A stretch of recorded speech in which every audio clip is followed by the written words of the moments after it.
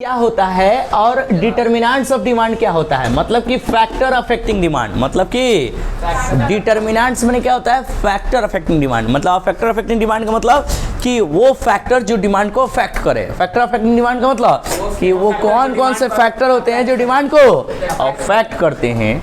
तो टॉपिक है हमारा demand function and determinants of demand, समझ में ना। तो डिमांड फंक्शन क्या होता है और डिटर्मिनेंट्स ऑफ डिमांड क्या होता है। तो the functional relationship, functional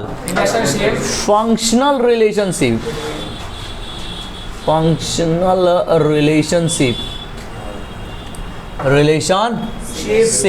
between demand and functional relationship between demand and factor affecting demand, factor affecting demand, factor affecting demand. समझ में ना। डिमांड क्या करता है कि फंक्शनल रिलेशन ऐसे कौन कौन से, मतलब कि फंक्शनल रिलेशनशिप बिटवीन डिमांड और factor affecting demand of a goods and factor affecting it, and factor demand of a goods and factor affecting demand. हाँ चलो क्लियर है। तो इसको लिखेंगे, पहले लिखेंगे इसका, बार बार छूट जाए। कहाँ छूटा? अच्छा हाँ, FACTO। चला हो गया फैक्टर, ध्यान पे नहीं था, वहाँ पे लिखेंगे ऊपर वाला demand function and determinants of demand. Heading हो गया, लिखेंगे नीचे से।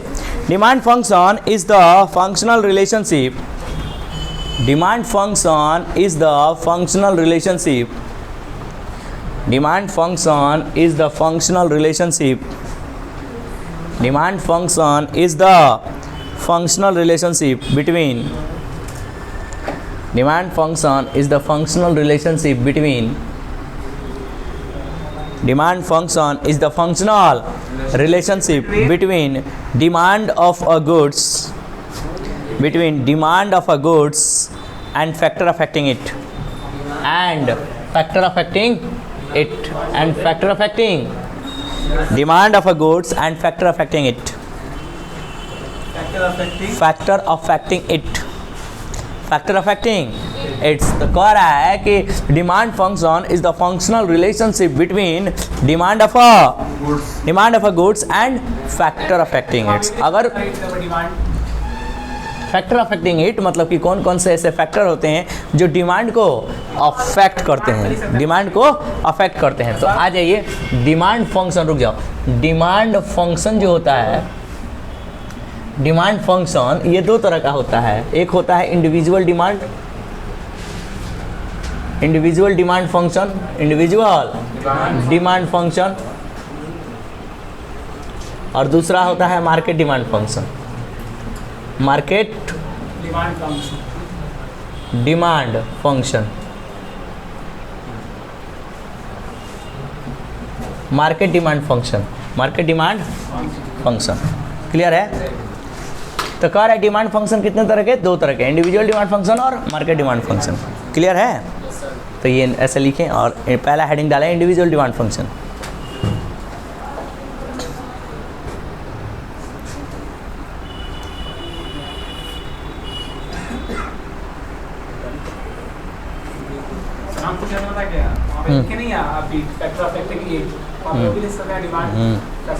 इट लैंग्वेज बढ़िया है,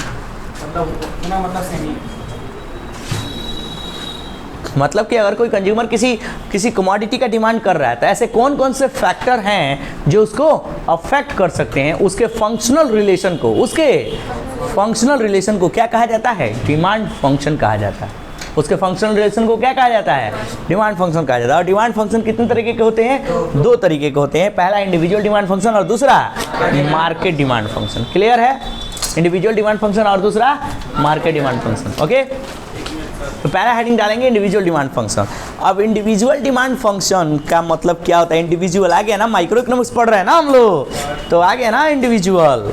और जब वही मैक्रो पढ़ेंगे तो वहाँ आएगा एग्रीगेट डिमांड। डिमांड समझ में है ना, वहाँ भी पढ़ना है एग्रीगेट डिमांड, ठीक है।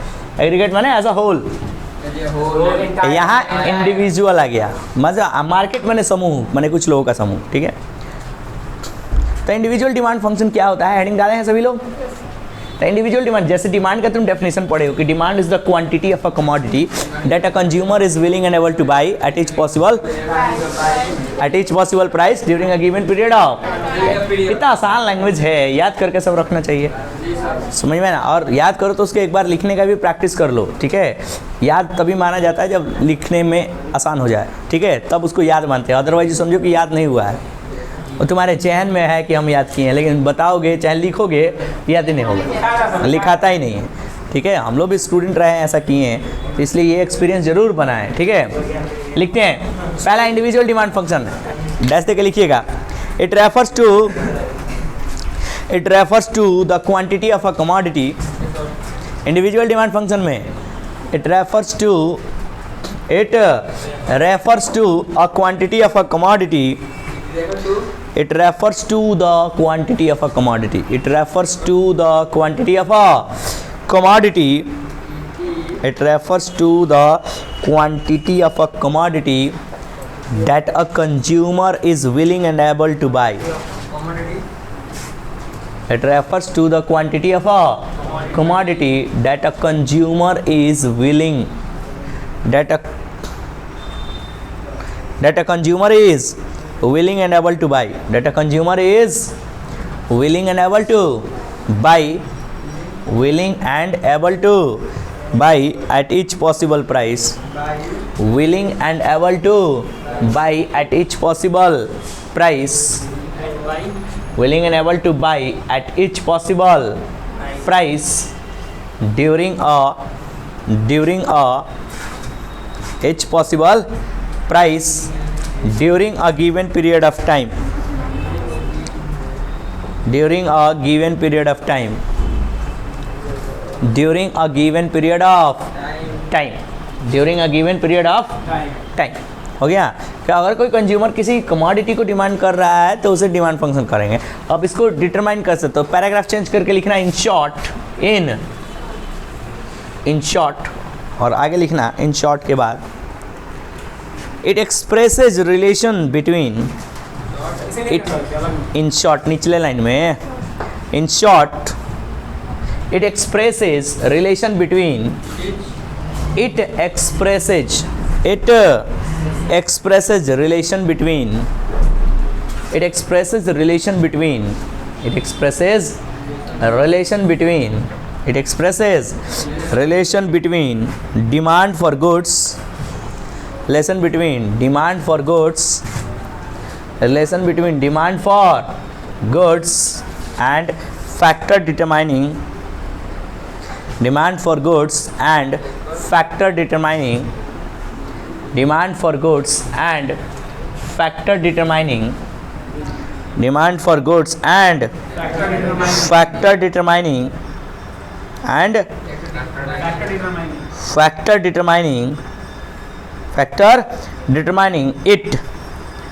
determining it for a consumer,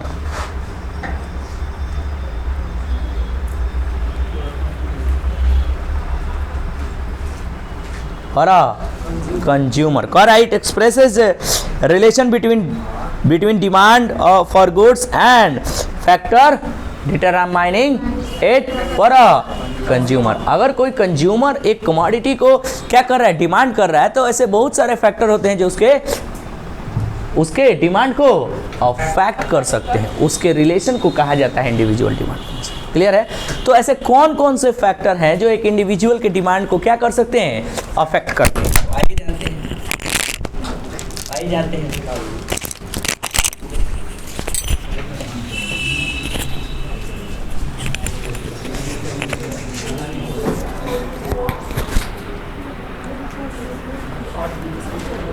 आ जाइए, जानते हैं, लिखेंगे it expresses, it can be, लिखेंगे इट निचले लाइन में, it expresses through it expresses, It can be. it can be expressed, it can be expressed through following equation.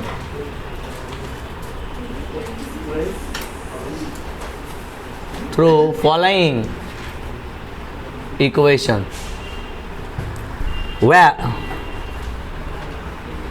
dx is equal to होता है Where? Yes, sir.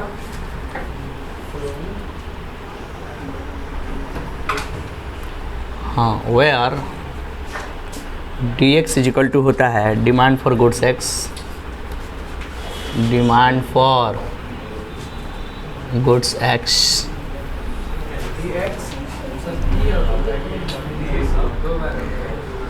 px का मतलब होता है price of goods x,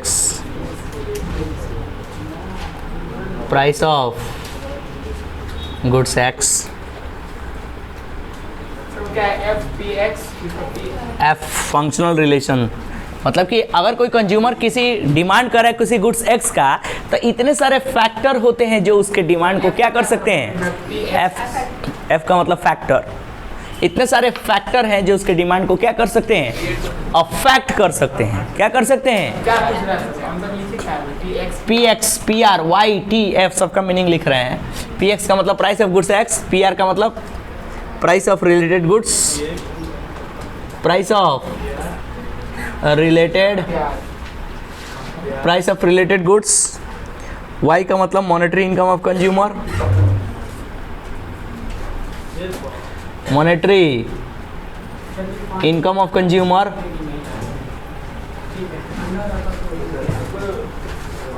T का मतलब taste and preference, taste and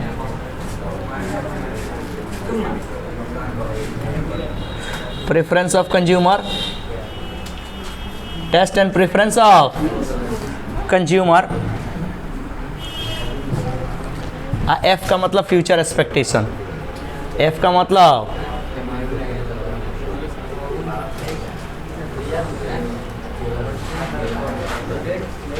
future expectation, future, अगर कोई इंडिविजुअल डिमांड पढ़ रहे थे ना हम लोग, हाँ, तो कोई इंडिविजुअल अगर किसी कमोडिटी को डिमांड कर रहा है, वस्तु x को डिमांड कर रहा है, वस्तु x को डिमांड कर रहा है, तो इतने सारे factor, f stand for factor, इतने सारे फैक्टर होते हैं जो एक इंडिविजुअल को डिमांड को क्या कर सकते हैं, अफेक्ट कर सकते हैं। जैसे पहला dx stand for demand for goods x and px का मतलब क्या है, price of goods x, pr का मतलब क्या है, प्राइस ऑफ रिलेटेड गुड्स भी डिमांड को अफेक्ट कर सकता है, Y का मतलब monetary income of consumer, monetary income of consumer, T का मतलब taste and preference of consumer, demand को अफेक्ट कर सकता है कंज्यूमर के।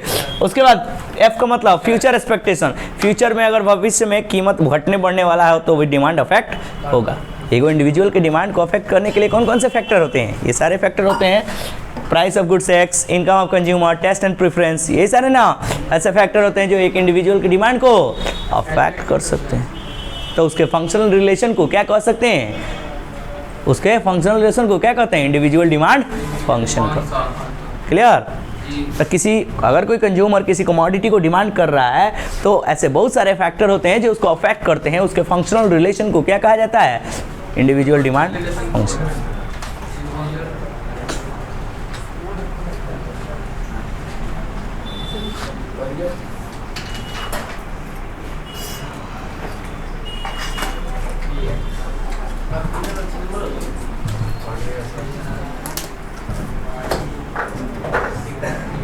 आप 11th वाला क्लास नहीं कर रही हो, केवल 12th वाला, टाइम नहीं मिल रहा है क्या, क्या बताया बोलो। अरे भाई मान लो कि कोई इंडिविजुअल हो, जैसे तुम किसी एक्स गुड्स का डिमांड कर रहे हो, एक्स गुड्स का डिमांड कर रहे हो, तो ऐसे बहुत सारे फैक्टर हैं, ऐसे बहुत सारे एलिमेंट है, फैक्टर है, डिटर्मिनेंट्स हैं जो तुम्हारी डिमांड को क्या कर सकते हैं, अफेक्ट कर सकते हैं, प्रभावित कर सकते हैं। अफेक्ट प्रभावित का मतलब कि तुम उनको कम खरीदोगे या ज़्यादा खरीदोगे। अफेक्ट का मतलब प्रभावित करना, और प्रभावित करने का मतलब क्या है कि तुम या तो उस वस्तु का डिमांड अब ज़्यादा करोगे, नहीं तो कम करोगे, समझ में ना। तो पहला ही है प्राइस ऑफ गुड्स एक्स, किसी वस्तु की प्राइस बढ़ जाए तो क्या करोगे, डिमांड कम करोगे। किसी वस्तु की प्राइस घट जाए तो डिमांड क्या करोगे, ज़्यादा करोगे, है कि नहीं। पानी 20 रुपये देता है, अगर वो 10 रुपये देने लगे तो डिमांड बढ़ जाएगा। तो क्या करेंगे, 2 बोतल पानी लाएंगे। मतलब जैसे कि अगर हमको फ्रूटी मिलने लगे 5 रुपया का होता है। अब लो, तब ये तो फालतूगिरी बात हो गया, एक एक बात एको बार पूछोगे।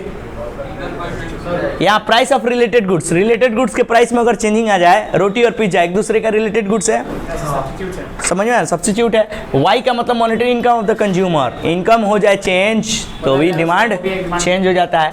टेस्ट एंड प्रेफरेंस कंज्यूमर का चेंज हो जाए। एजम्पशन ही है, एक तरह देखा तो सेम एजम्पशन है। हाँ हाँ जब चेंज होगा तो डायरेक्ट सब लेते के एक ही है, तो इसलिए वो पढ़ा दिए पहले ना कि आसान लगेगा ये सब। अब पहले टॉपिक किताब में पहले ही दिया है, तो पहले ही पढ़ाते तो कन्फ्यूजन बढ़ जाता है, इसीलिए पहले लॉ ऑफ डिमांड पढ़ाया मैंने। पहले लॉ ऑफ डिमांड की ये सारी बातें समझने में ज़्यादा प्रॉब्लम नहीं होंगी, ठीक है, आसान लगेगा ये सब, क्योंकि लग रहा है कि पहले ही पढ़े हुए हैं ये सब चीज़ें।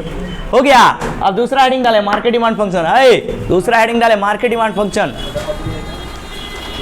मार्केट डिमांड फंक्शन दूसरा हेडिंग। जब चेंज होगा तो डायरेक्ट रिलेशन होगा कि क्या मान लीजिए कंज्यूमर का इनकम जब चेंज होगा तो इनकम डायरेक्ट रिलेशन होगा, जब भी इनकम चेंज होता है डायरेक्ट इनकम बढ़ेगा तो डिमांड बढ़ेगा, इनकम घटेगा तो डिमांड घटेगा। पढ़ेंगे अलग अलग कमोडिटी में इनकम अलग अलग तरीके से चेंज होता है जी।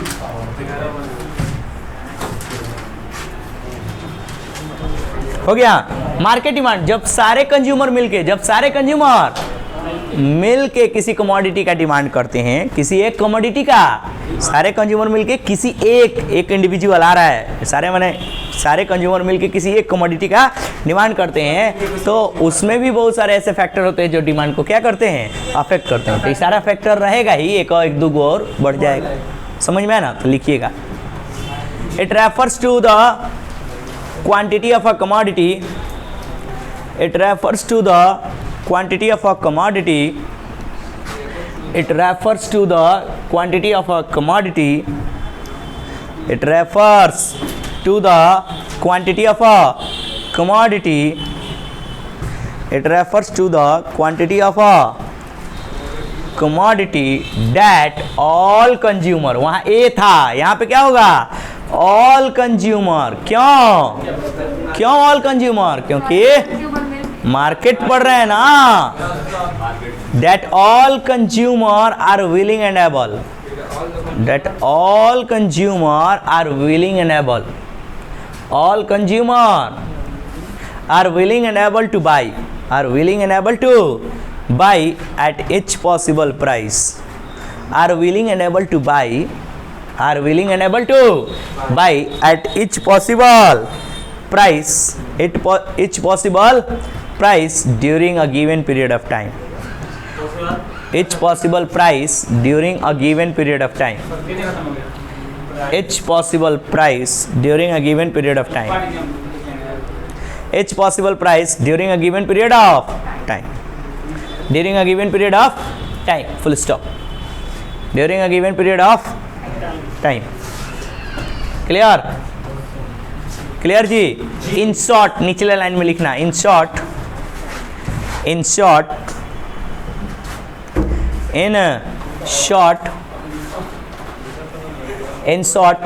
comma, it expresses relationship between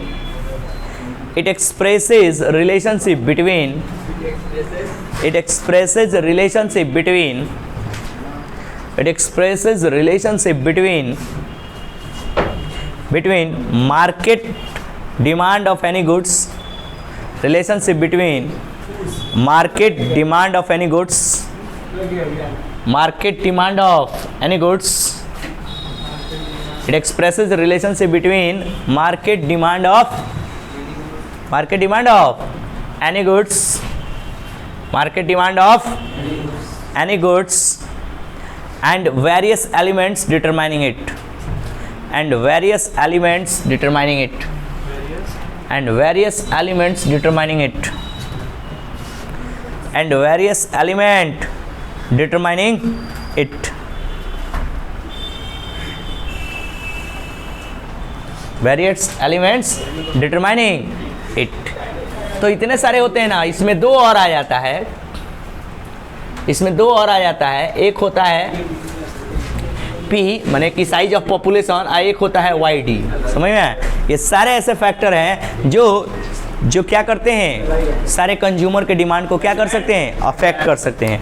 तो F का मतलब तो लिखे हैं यहाँ पे, अब P का मतलब होता है size of population. Size of population भी डिमांड को अफेक्ट करता है। Population, size of population. YD का मतलब होता है डिस्ट्रीब्यूशन। YD का मतलब क्या होता है, distribution of income, distribution of income. Market demand जब सारे लोग किसी एक कमोडिटी का क्या करते हैं, डिमांड करते हैं, तो इतने सारे फैक्टर होते हैं जो उसके डिमांड को क्या करते हैं, अफेक्ट करते हैं। तो इनके फंक्शनल रिलेशन को क्या कहा जाता है, मार्केट डिमांड। कोई डाउट इसमें? बोलो, कोई डाउट है? कह रहा है कि सारे कंज्यूमर्स, ऑल कंज्यूमर्स किसी एक कमोडिटी का डिमांड करते हैं, तो इतने सारे फैक्टर होते हैं जो अफेक्ट करते हैं उसके डिमांड को, अफेक्ट करते हैं उसके डिमांड को। जहाँ DX क्या है, डिमांड फॉर गुड्स X है। F का मतलब तो फैक्टर है जो अफेक्ट करता है, इतने सारे फैक्टर हैं। PX का मतलब प्राइस ऑफ गुड्स X, वस्तु का प्राइस भी कमोडिटी को क्या कर सकता है, अफेक्ट कर सकता है। रिलेटेड गुड्स PR का मतलब रिलेटेड गुड्स भी अफेक्ट कर सकता है। Y का मतलब इनकम, Y का मतलब इनकम। T का मतलब टेस्ट एंड प्रेफरेंस भी चेंज कर सकता है, डिमांड को अफेक्ट कर सकता है। Y का, T का मतलब टेस्ट एंड प्रेफरेंस। F का मतलब फ्यूचर एक्सपेक्टेशन, भविष्य में कीमत बढ़ने वाली है। पेट्रोल की कीमत आज 108 रुपया है, अगले मंडे से पता चले कितना, 150 रुपया होने वाली है, तो क्या होगा, डिमांड अफेक्ट नहीं होगा, होगा ना। उसके बाद P का मतलब पॉपुलेशन, साइज ऑफ पॉपुलेशन बढ़ जाए घट जाए तो भी डिमांड अफेक्ट होता है। और YD का मतलब डिस्ट्रीब्यूशन ऑफ इनकम, इनकम में चेंजिंग आ जाए, इनकम में चेंजिंग आ जाए। क्या नहीं, घटेगा बढ़ेगा नहीं, इनकम बढ़ेगा तो डिमांड भी बढ़ेगा, इनकम घटेगा तो डिमांड भी घटेगा, चेंज तो अभी करेगा। हो गया, लिख लिए? ऐसे ही जैसे लिखा हुआ है, जैसे इंडिविजुअल डिमांड लिखे ना, वैसे पूरा लिखो। यहाँ से लिखो, यहाँ से लेके यहाँ तक खत्म करो। हो गया सर?